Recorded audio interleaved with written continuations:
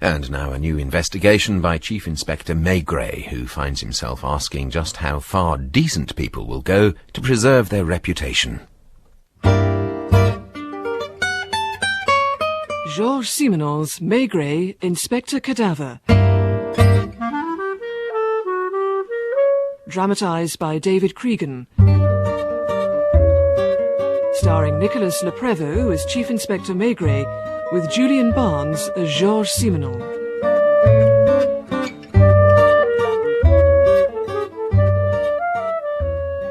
It was a dream world from the start. The wet night, the canals of the Vendée glittering in the darkness, and the tiny branch line to Saint-Aubin.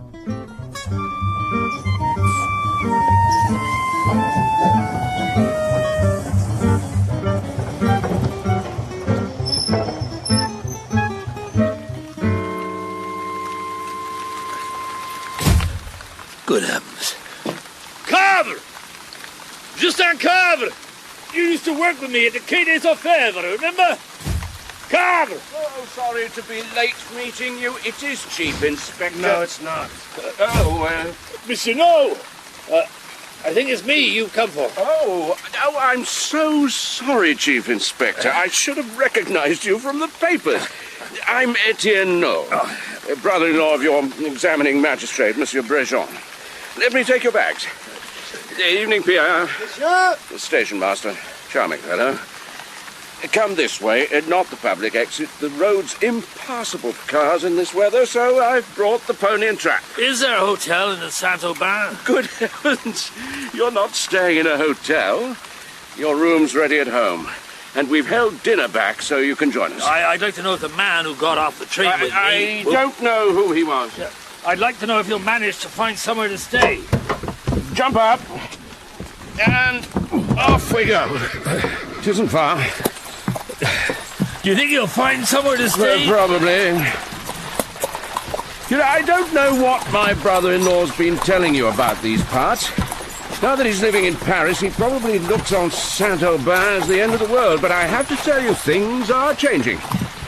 There are two excellent inns here. The Lion d'Or, run by Madame Taponnier, Old Francine, as everyone calls her, and just opposite is the Hotel des Trois Mules. Justin Carver, the other man, drifted away somewhere in the mist, and my host ran on, Simenon, never mentioning the reason why I was there. You knew this Carver? He was fired from the force, set up as a private detective. He'd always hated me. Now, he was somewhere here, in this foggy countryside, pretending not to know me. I felt rather alone. So, here we are, our humble dwelling. Let me help you down. Humble? It's a blaze of light. Well, at the time it was built, no one foresaw that a railway was going to pass under the windows. But you get used to it, of course, and there are very few trains. Take the pony to the stable, will you? Yes. Come on. So, do come in. And give me your coat. I'm appalled my brother-in-law asked you to come all this way in weather like this. The house was suffocating. It was large and comfy, with log fires and grand oak staircase, but it was so still. It was as if every chair and table had stood where it was for centuries. It felt padded. The world outside couldn't penetrate. I found it hard even to think.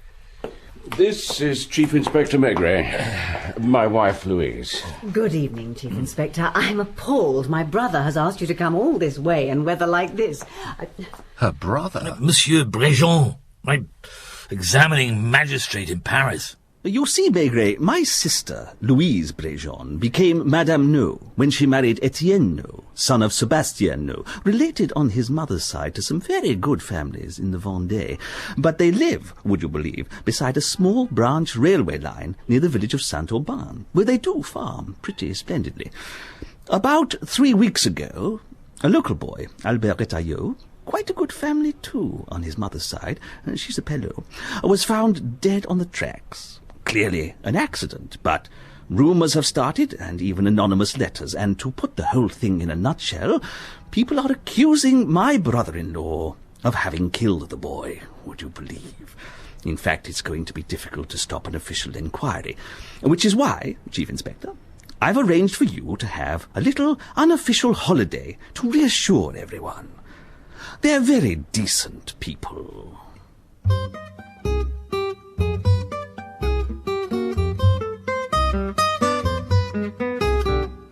May I introduce you to a friend of the family, Alban Groucotel. I expect my brother-in-law mentioned him to you. How do you do, Chief Inspector? I'm a great admirer of yours. Alban is having dinner with us. They insist on laying a place at their table for an old recluse like me. Not very old, monsieur. Perhaps not. Shall we go through? And what did they have to say about the boy's death? They didn't. The rumours said he was a lover of their daughter and spent 2 or 3 nights each week in her bedroom by means of a ladder. But no one was talking about it during that luxurious supper, though I did try.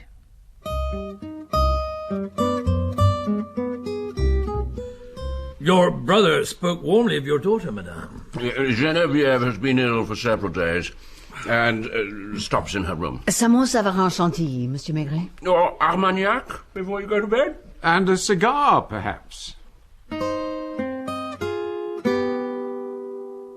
Dreams came thick and fast in bed, first about hayfields and country life, things from childhood, and then there was a sour face of Justin Cavre, whom we always called Inspector Cadavar.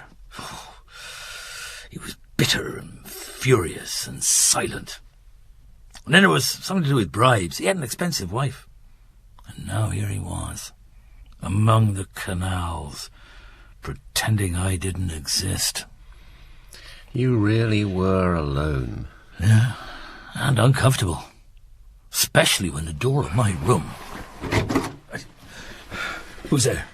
I had to speak to you, Monsieur Maigret. Well, if you'll just look away for a minute. I am Geneviève No, and I am pregnant by Albert Retailleau. If my father finds out, I will kill myself and no one will stop me. Perhaps you're too young to decide. Do as you think best. I'm in your hands. Geneviève?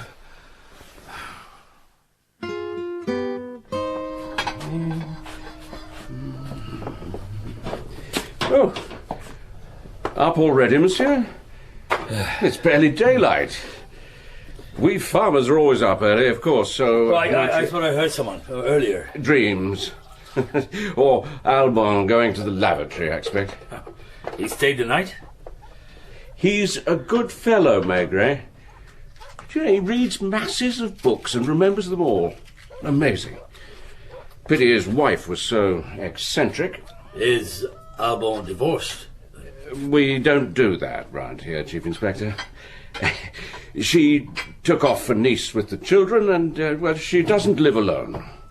Who has the money? Well, she's certainly a very rich woman. Will you come with me to look round the estate? The man who got off the train with me, does he live near here? I've never met him. I have. He's a private detective. Who do you think sent for him? We're all decent people here, Monsieur Maigret. You know, I can't help wondering if my brother-in-law made a mistake in sending for someone as famous as you to clear up a little rumour that will disappear in a week. It's affecting Geneviève, of course, but she'll soon recover. What does she make of these stories? I don't know. We haven't talked about any of it. Not at all. Shall I take you into town later? I have business in Fontenay-le-Comte. I could drop you off. I'd rather walk, I think. My old colleague may be at the Lion d'Or, which you recommended. The early mist was clearing as I walked into the village. Smoke began to curl up from chimneys, and there were lights in the Lion d'Or. Good morning. I'd like to sample a glass of the local brandy. Ain't none. Cognac. I'm making coffee. Oh, for my friend who came in last night. I see his coat hanging up. You might get cognac at the place across the road. Go there if you want to drink this early. On the other side of the road, I saw a tall woman going up a little alley to a small but very comfortable house. She was in black, as if in mourning. Is it Madame Retailleau, mother of Albert? Who are you? Chief Inspector Maigret of the If you've police. come from Monsieur No, he's already been to see me and I have nothing more to say. Please tell him. It's humiliating to talk about the way that morning went, because I felt I wasn't myself. I wasn't anyone. I'd come to help the No family straighten out the rumours, and neither they nor anyone else in the village seemed to want me to be there. I've never felt so ignored. And when I visited the mayor's office, Inspector Cadavar came out just as I went in. He had a large leather briefcase which he carried under his arm, and clearly was ahead of me with money, I imagine, or words of warning. He said nothing to me, and the mayor's secretary said very little more. As far as we're concerned, the case is closed. Albert was a very nice boy, his mother is well respected, lives on a pension from her husband's death. Nothing else to say. Time will heal the wounds, as the phrase goes. You could have left. You were only doing a favour. I wasn't going to let Cadavar get away with whatever it was. Pretending I wasn't there. Getting to people before I did. You were pig-headed. Yes.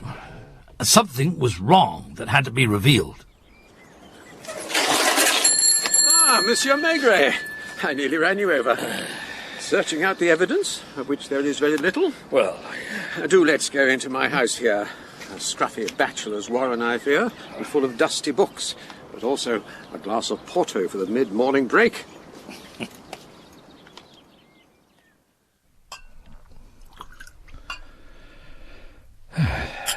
Because you know the rumours. That the boy was killed by Monsieur No. Ridiculous. Etienne is the sweetest man. Rather dull, but very rich. The boy was clearly killed by a train. There was practically nothing left of him. There are stories that he was Genevieve's lover. I've heard those, though whether they're true, I'd say it's unlikely, since she's a sophisticated girl. Visits her uncle, the magistrate in Paris, that sort of thing. And Albert was very local. Not that I have any ideas about any of it, as I was away at the time of the tragedy. Shall we meet at lunch? You've known the No family a long time? They've been very kind, especially since I've been alone. I did then go into the other inn in the village, Les Trois Mules. A group of men were sitting at a long table, one of whom was about the age Albert had been. They stopped talking the moment I went in. One of them spat in my direction. Gentlemen, I'm here to help the cause of justice. Justice? For Etienne, no. Go back to the Lion d'Or. They give you sort free drinks there. For justice, I need to find one of Albert Retailleau's friends. A real friend. If possible, one who was with him on that last evening. That's me. Good. Well, perhaps we can... Now, why are you staying with the No family? They were told I was coming, and they met me at the station. I didn't know any inns. Who's the man in the Lion d'Or working for? I don't know. Why is there still no proper inquiry? Albert died 3 weeks ago. He would never have walked in front of a train, even when he was drunk. And he loved life too much to top himself. As soon as I have enough evidence, an inquiry There is will... evidence. Albert's cap. It was found in the reeds of the canal, close to the No's house, 500 metres from the body. If we could prove it was found there... Well, I was drinking with Albert that night, and I know a lot. Yes? I went part of the way towards the big house with him. He was very angry. With? With her. Geneviève No. Had he told you before? He used to go there nearly every night. He was in love, and Everyone could see he was. Yet he was angry with her on that last day. Something was on his mind the whole evening. He just kept looking at his watch the whole time. And when eventually we parted company by the railway track, he squeezed my hand and said, tears in his eyes, he said, "It's all over between us." Then he went off towards the house. I saw him in the moonlight, clear as anything, going round the back towards the stables. Wearing his cap. I have the cap. Blood-stained. If you're for justice, come with me. It's only me, Mother. Wait here. I'll be back in a minute, monsieur. He's helping me with some inquiries, madame, into the death of Albert Retailleau. Oh, him. It's been stolen. It was here this morning, I know it was. Who's been here, Mother? Who's been here and taken away Albert's cap? Don't bother to answer, madame. I know who was here. The man from the Lion d'Or? I think so. I've another idea. Old Désiré found the cap as he was collecting milk from the farms to take to the dairy. He does it in a barge, going round the canal, suits him fine. Trouble is, he drinks, like everyone here. And for that he needs money. He wasn't at the dairy.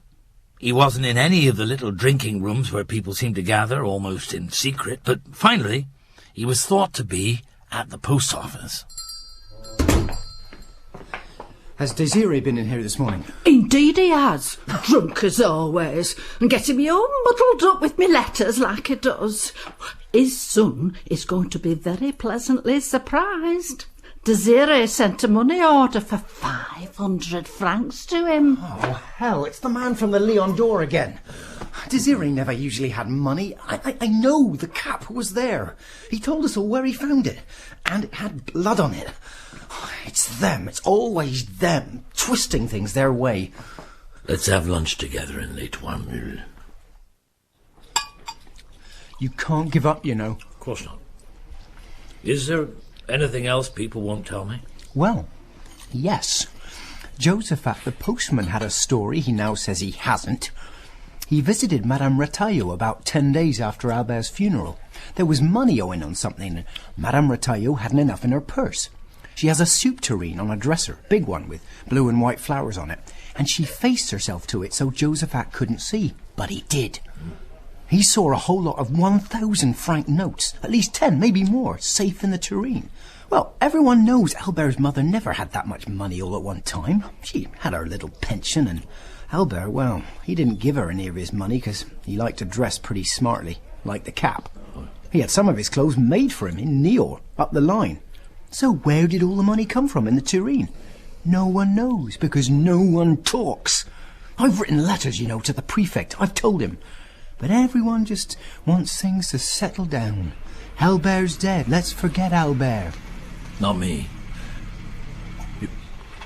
Who owns that car? It's a kind of taxi, ambulance. Does odd jobs all over. There's a man from a Lion d'Or getting out of it. Just slip over. Ask the driver where he's been. It's our turn to get ahead of him. Right. And it turned out that he'd taken old Cadavar to Fontenay-le-Comte, which was where Etienne No was going to spend the day.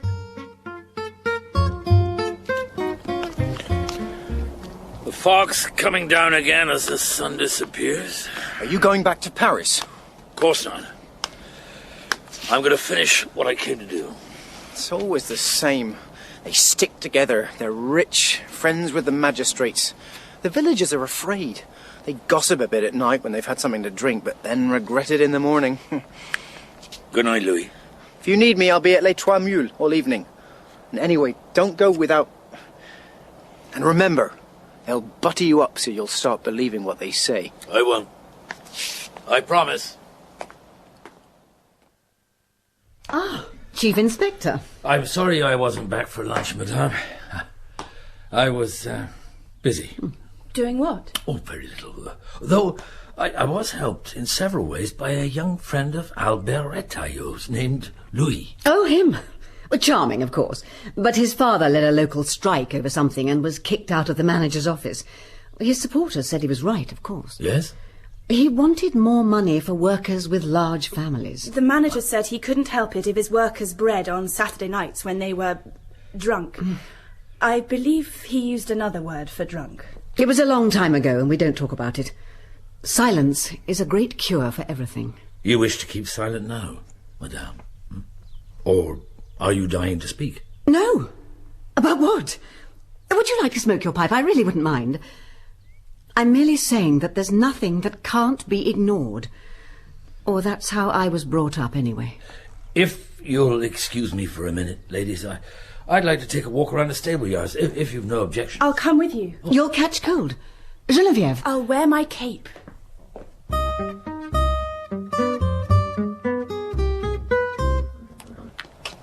Fog's getting thicker. Your room is the one directly above us, isn't it? He always came in that way. There's the ladder. It was always there and he just had to push it along. Your parents' room? 3 along. Oh, Then the spare room where Alban slept last night and an empty room in between. Your parents never suspected? No. How long had the affair been going on? 3.5 months. And he realized what was going to happen. He was going to tell my parents everything and marry me. Why was he angry that last evening? I said, why... I heard what you said. Well? I don't understand. Why do you say he was angry? Nothing out of the ordinary happened between you that night? No, nothing. What time did he leave? About 12:30. He came about midnight. Did he usually stay for such a short time? Did you have a row? Why should we have a row? I don't know. When was he to speak to your parents? Soon. We were waiting for the right moment. And you heard no noise out here in the yard? I didn't see anything. I swear to you, Chief Inspector, I know nothing. I shall never, never tell my father what I said to you last night. I shall leave. I don't know what I'll do. Why did you tell me? I was frightened. I thought you'd find out everything and tell my parents. Let's go in. You won't say anything. Trust me. You'll start believing what they say. You're one of them.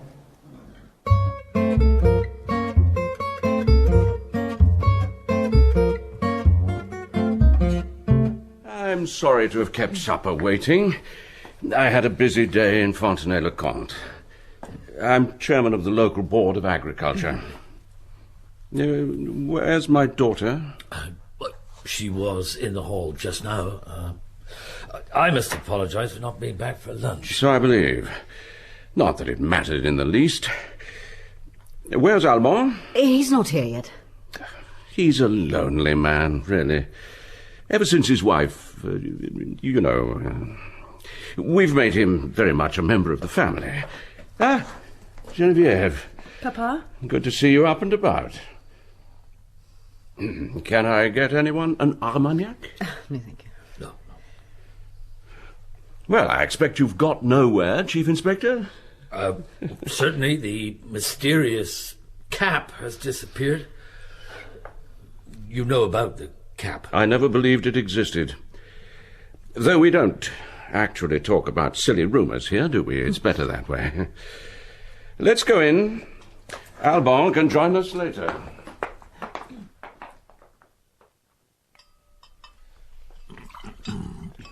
Do forgive me, dear friends. I didn't mean to keep you from the wonderful food I see before me. Madame Geneviève, would you believe it, Chief Inspector, that after you left this morning, I came across this, quite by chance. What is it? You've all made fun of my mania for hoarding the smallest scrap of paper. I can produce the tiniest laundry bill dating back 4 or 5 years. This, as you will see, Monsieur Maigret, is a hotel bill from the Hôtel de l'Europe in La Roche-Huillon. Yeah. 30 francs. Dated January the 7th, the very night of the... Of course, it's not important, but I do remember how the police do like people to have alibis. Pardon? Nothing. Absolutely nothing. Well, you're making quite sure you're in the clear before you're accused. What do you mean, Etienne? I came across this bill quite by chance when I was sorting out some papers. I'd have brought it up at lunchtime if the Chief Inspector had been here, because I thought it would interest him to see what a strange coincidence it was that it had the same date. So you said. I hope you don't think I'd abandon my friends when they were in hot water. We're not in hot water. What are you thinking about, Monsieur Maigret? I'm sorry, my mind was wandering. So, what do you make of it now? Now that you've seen the neighbourhood and asked a few questions? He's met young Louis. I think Albert Retailleau was very unlucky. There's a statement worthy of the ancient oracles. I'd certainly be uneasy if I hadn't miraculously found proof that I was sleeping peacefully in a hotel room 80 kilometres from here at the time of the... Well, there's a saying in the police force that he who has the best alibi is the greatest suspect. Did you come back to Saint-Aubin the next day? Yes, a friend gave me a lift, and I came for dinner here.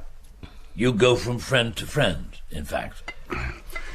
Would you like another glass of wine, Chief Inspector? Would you be so kind as to tell me if you finished questioning me? If you have, I would like to go. I want to get home early tonight. Good. Excellent. I'd like to walk as far as the village so we can go together. I came by bicycle. It can be pushed. Someone had given something away. It was their determination not to talk that was giving them away. And in the fog that had thickened during the evening, things got clearer still. They are such good sorts, aren't they? Such a united family. But as you say, it must be rather dull for a young girl. Has she many friends? I don't know of any in the neighbourhood. She does stay with her cousins from time to time. And I think you said she goes to Paris to Monsieur Bijon. She stayed with him this winter, in fact. And apart from La Roche-sur-Yon, you yourself hardly ever leave Saint-Aubin. I have a cousin in Nantes. Do you ever get to Paris? A city of high culture? I was there a month ago. Same time as Mademoiselle No. Possibly, I really don't know. Well, here we are. You can find your way home, and we'll meet tomorrow at our mutual friend's. I hate to ask a favour, but I've been taken short. I do need rather desperately yes, well, come in then. Just for a moment. Oh, thank you. Well, thank you so much. Well, if it isn't my old friend Inspector Cadavar. What are you doing here, Justin Cavre? I was just reading a book. Reading a book? Oh, I see. What is it? Oh. Education of a Maiden. Well, there's great literature for you. You found this little book in the library of our friend Albin Groucotel? I certainly didn't bring it with me. Oh, perhaps Monsieur Groucotel bought it on one of his cultural visits to Paris, among the bookshops of the Faubourg Saint-Martin.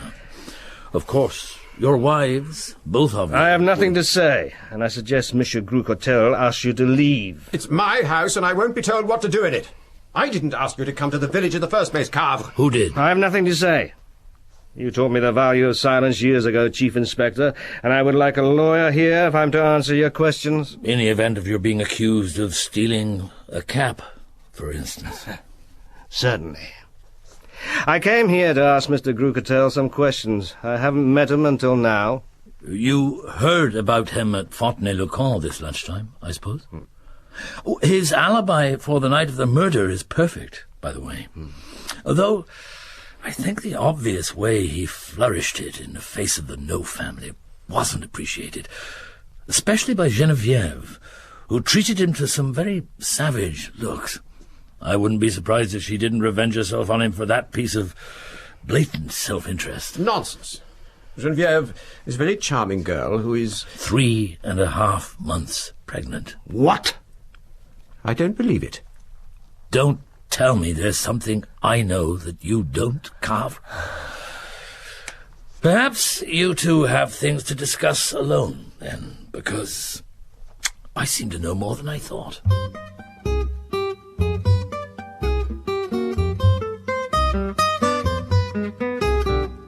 There was only one way to discover things in Saint-Aubin, and that was to listen to people when they didn't know you were there.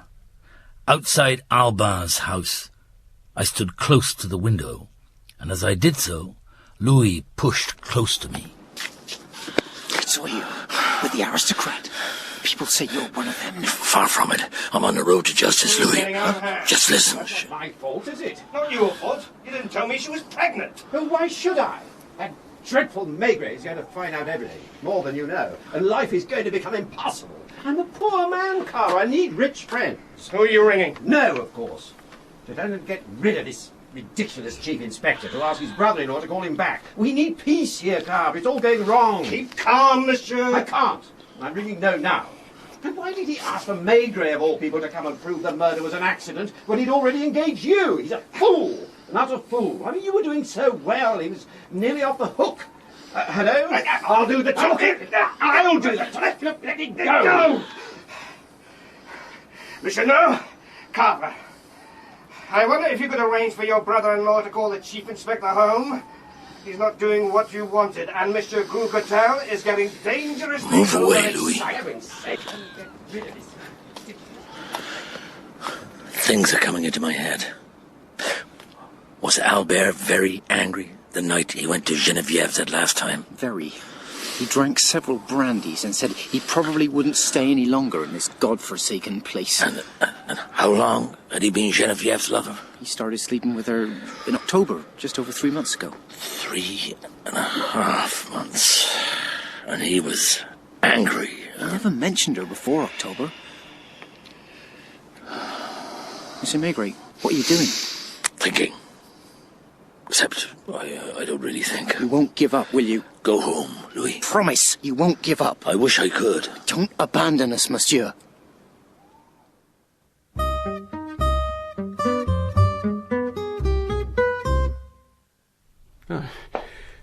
Did you have an interesting time with Albon, Chief Inspector? Yes. The women are in bed, I assume. Armagnac? To go with your pipe? Thank you.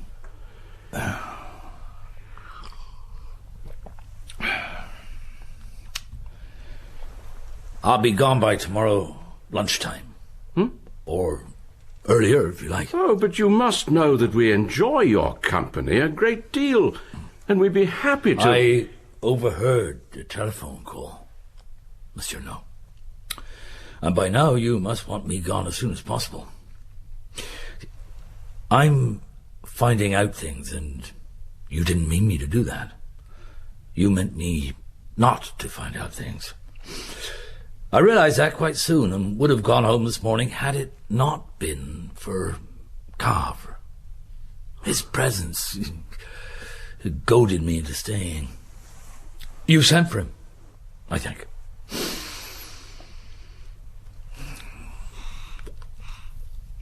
I'm not here on official business. I am not accountable to anyone, so you have nothing to fear from me. Very well. I'll go on. Though I am practically certain you killed Albert Retailleau, I am also practically certain that you are not primarily responsible for his death. You are, in a way, a victim of it. What do you mean? Will you trust me to tell you what I think?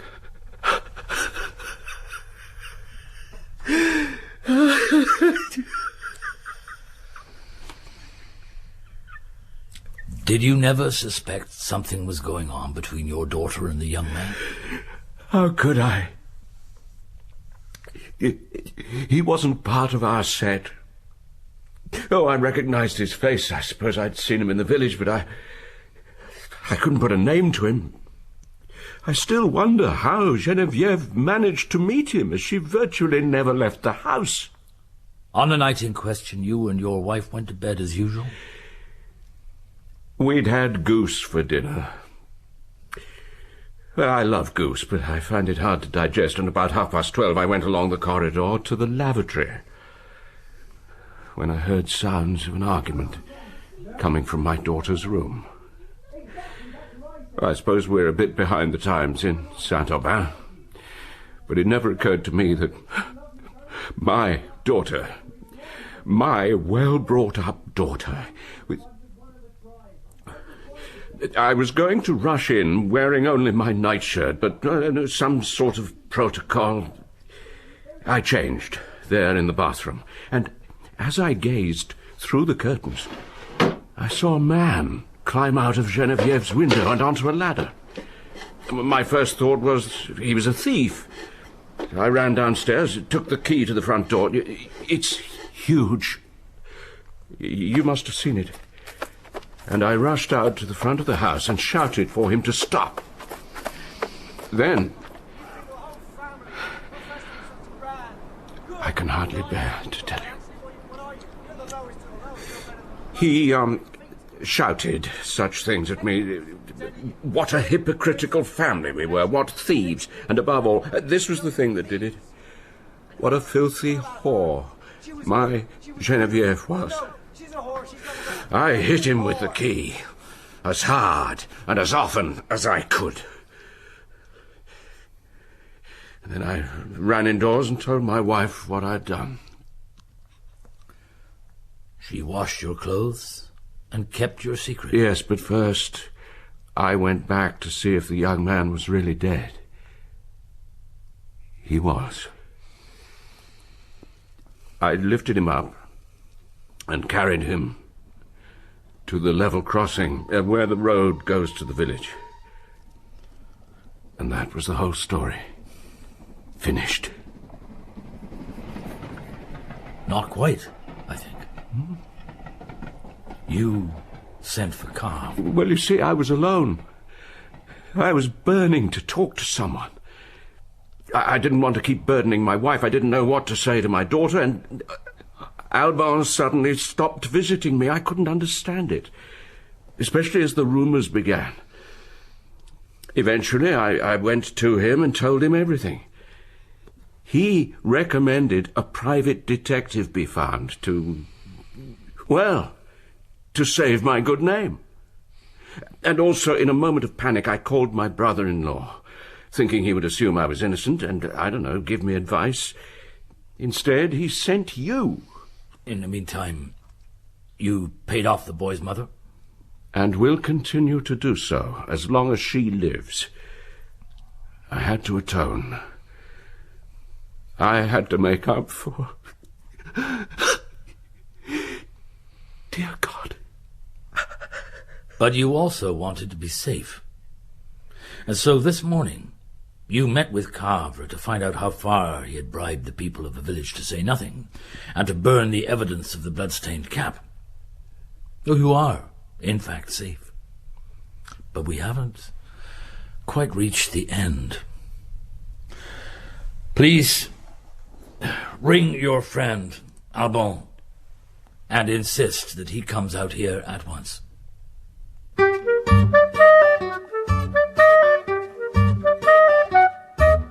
If I could get the whole thing settled then and there, I could catch the first train of the day, the 6:11, the one that had destroyed the body of Albert Retteillot. I could go home. It only needed Albin to come out in a foggy night, though I knew he wouldn't have the guts to come by himself. Cadavar was there to support him. Ineffectively, of course.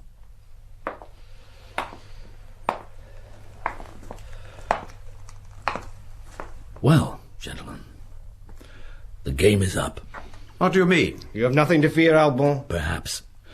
Monsieur No and I have had a long and friendly chat, and I am returning to Paris in the morning, as you all want me to. But I think it would be better if the truth came out before I left. What?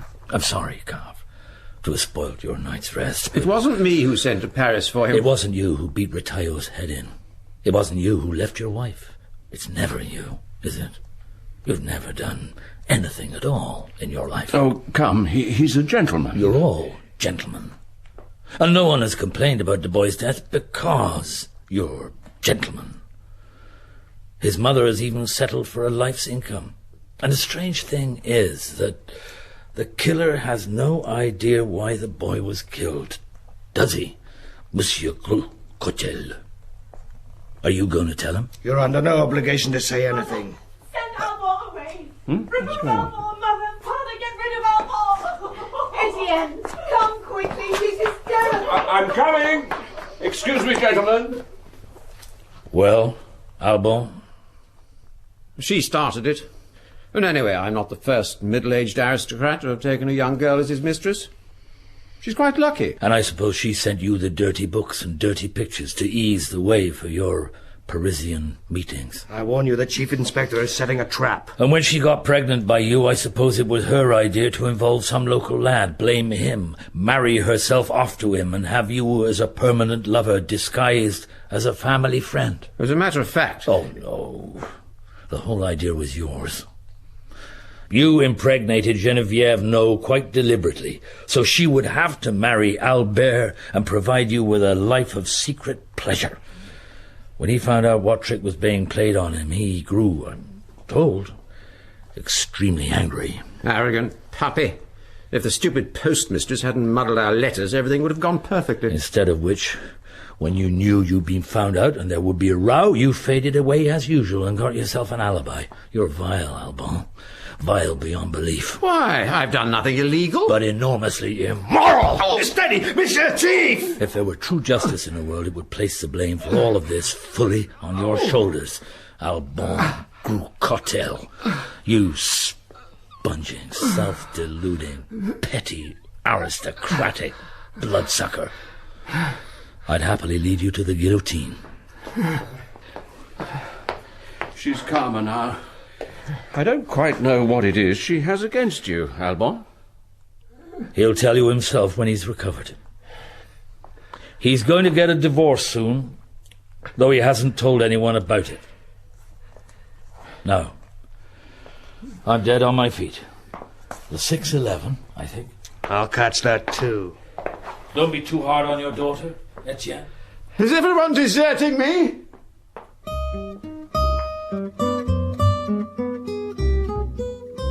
It was cold and foggy to the last outside the comfy house. There were only two of us on that early morning platform. What do you think will happen?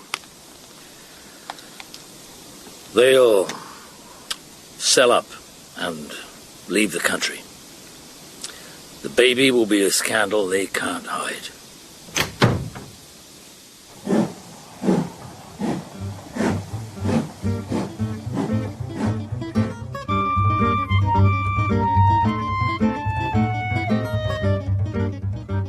So it ended in a dream world.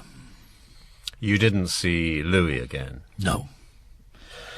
Nothing would have been gained trying to expose the truth in a law court. But I suppose he'll always think that I finally became one of them. Perhaps he was right. Poor Louis. A victim like his friend. Decent people do such awful things to keep their place.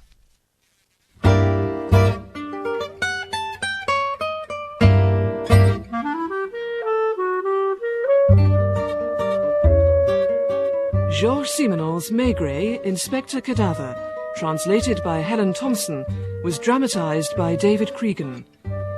Nicholas Le Prévost was Chief Inspector Maigret, and Julian Barnes was Simenon.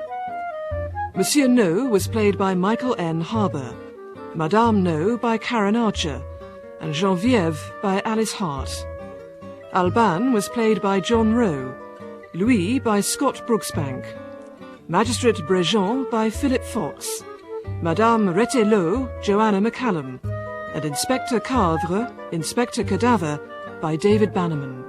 The music was composed and directed by Lucinda Mason-Brown and performed by the Viper's Dream Quartet. The director was Ned Chaillet.